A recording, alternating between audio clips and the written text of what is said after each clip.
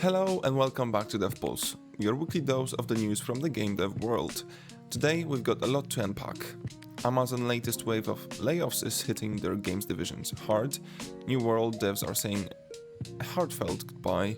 The long-awaited Painkiller reboot isn't quite the revival fans hoped for, and the Arc Raiders might just be the extraction shooter surprise of the year. Let's get into it. Let's start with what's probably the biggest industry shakeup this week: Amazon's latest round of corporate layoffs. Bloomberg and multiple outlets are reporting that Amazon has cut thousands of roles across corporate and entertainment divisions, with Amazon Games hit particularly hard. We're talking entire teams, from support staff to designers, being let go, and sources inside the studio say it's part of a strategic pivot from large, expensive MMOs towards smaller scale or even AI-assisted projects. What's interesting is that this comes right after years of trying to build credibility as a first-party publisher. Remember New World's strong launch back in 2021 and that Lord of the Rings MMO they were working on? That's gone. Cancelled.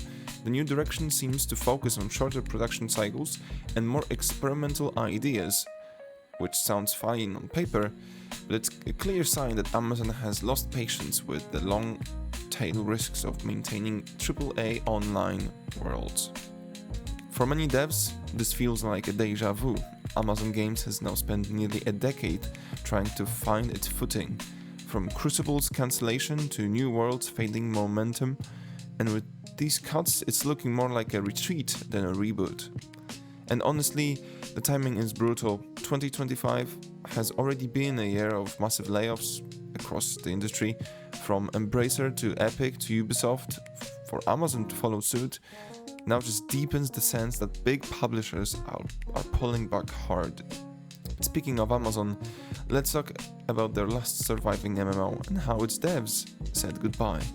New World officially wrapped active development this week with a surprisingly emotional farewell from the dev team. Season 10, Nighthaven, will be the game's last major content update. In-game, players discovered a kind of digital memorial, a final message from the developers thanking the community for their support. What makes this one sting is how New World actually turned itself around. After a rocky start in 2021, the devs managed to improve stability, add features, and rebuild a small but loyal community. The farewell posts on Reddit and the official forums are full of nostalgia, screenshots, stories, and even events to celebrate its last season. One player summed it up perfectly: "It wasn't perfect, but it was ours." For a team that poured years into the project, it's a bittersweet ending and possibly the last big Amazon MMO we'll ever see. The Painkiller reboot finally launched in late October, developed by Anchor Studios and published by 3D Realms. It's been rough. Early reviews on Metacritic hover in the 50s, Steam user reviews are mixed, and critics have been pretty consistent in their feedback. There was a solid potential buried under janky execution. The campaign is short, AI behavior is buggy, and the visual direction feels oddly dated, especially for a series that built its reputation on speed and chaos. The game's marketing leaned hard on nostalgia, the classic weapon switching, the gothic tone, but what players got feels more like an unfinished prototype than a polished throwback. 3D Realms has promised patches, but there's the sense that Painkiller was rushed to make Halloween window, and that might have cost it the momentum it needed.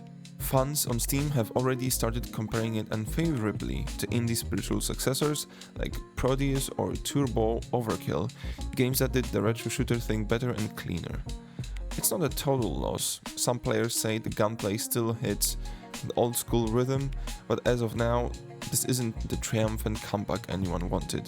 Luckily, this week hasn't been all bad news.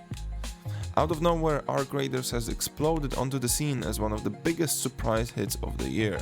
The third-person extraction shooter from Embark Studios, the same team behind the finals, finally dropped on October 30th.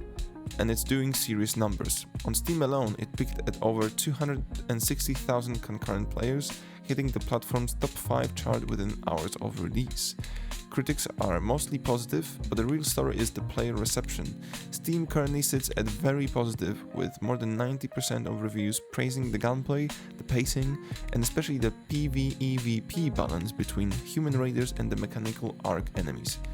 PC performance has also been solid, which is rare for day one multiplayer launch. Now, the game isn't perfect, some critics think it plays it a bit too safe, and the paid model could hurt its longevity, but right now the community's energy is strong. Embark says there's a very ambitious post-launch roadmap coming before the new year, which could help sustain momentum into 2026. Considering the studio's last project, The Finals, also started hot but faded quickly, all eyes are on whether they can keep the player base around for more than a few months. Either way, it's a win, both for Embark and for players who wanted something fresh in a genre dominated by extraction clones. So what's the bigger picture here? If you zoom out, 2025 is shaping up as a rebalancing year.